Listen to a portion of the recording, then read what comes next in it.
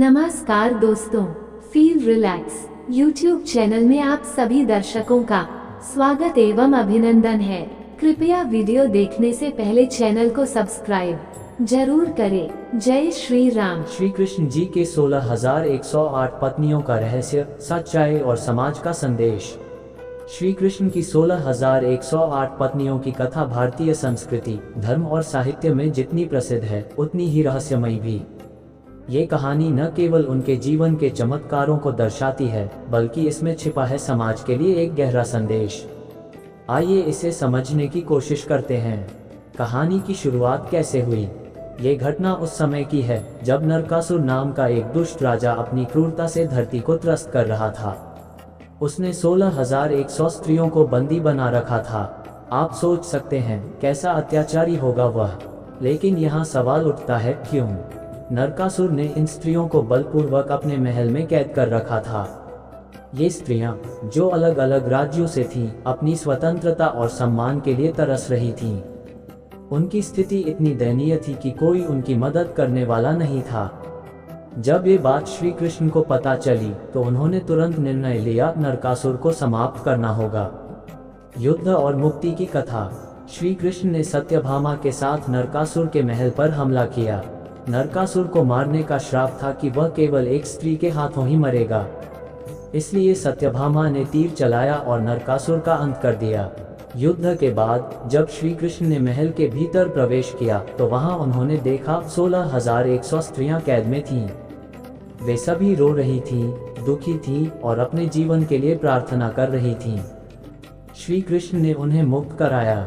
लेकिन क्या आप जानते हैं कि असली समस्या यहाँ से शुरू हुई? समाज का कठोर निर्णय। जब ये स्त्रियां मुक्त हुईं तो सवाल उठा, अब वे कहां जाएंगी? उनके परिवार और समाज ने उन्हें अपनाने से इनकार कर दिया। समाज का मत था कि वे अपवित्र हो चुकी हैं, क्योंकि उन्होंने एक दुष्ट राजा के महल में समय बिताया था।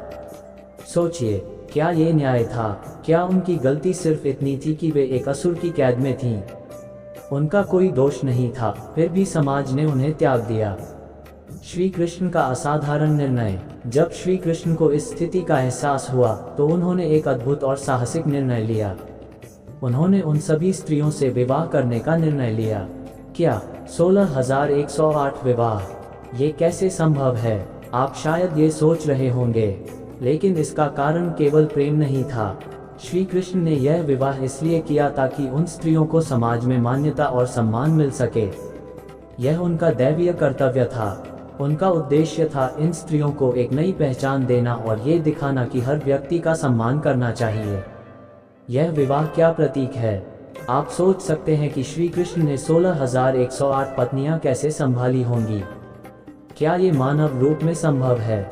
इस कथा के अनुसार श्री कृष्ण ने अपनी दिव्य शक्ति योगमाया से हर पत्नी के साथ अलग अलग महल में निवास किया। हर पत्नी को ऐसा प्रतीत होता था कि श्री कृष्ण केवल उनके साथ हैं। ये तो चमत्कार है, लेकिन इसके पीछे एक गहरा प्रतीकात्मक अर्थ भी है। कुछ विद्वानों के अनुसार ये 16,108 पत्नियां वास्तव में 16,108 प्रकार की मानवीय इच्छाओं और भावनाओं का प्रतीक हैं।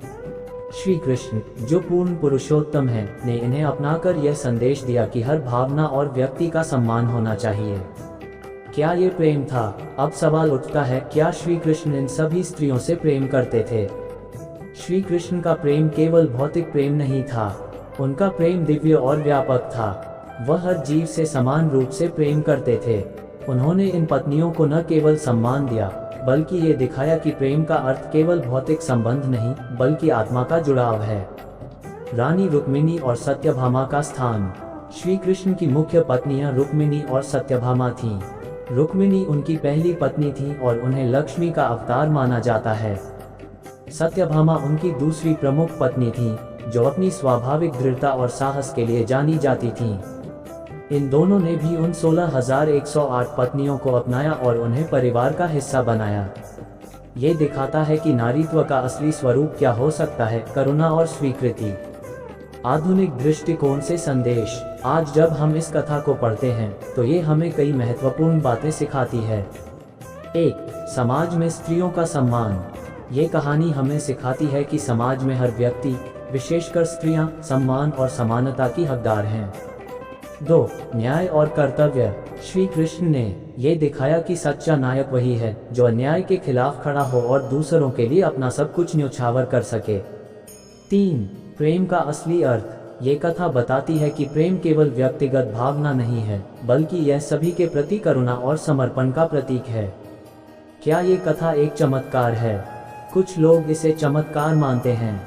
वे कहते हैं 16,108 पत्नियां, ये तो असंभव है। लेकिन कुछ इसे एक प्रतीकात्मक कथा मानते हैं। वे कहते हैं कि यह श्री कृष्ण के समाज सुधार और उनके दिव्य व्यक्तित्व को दर्शाने का एक माध्यम है।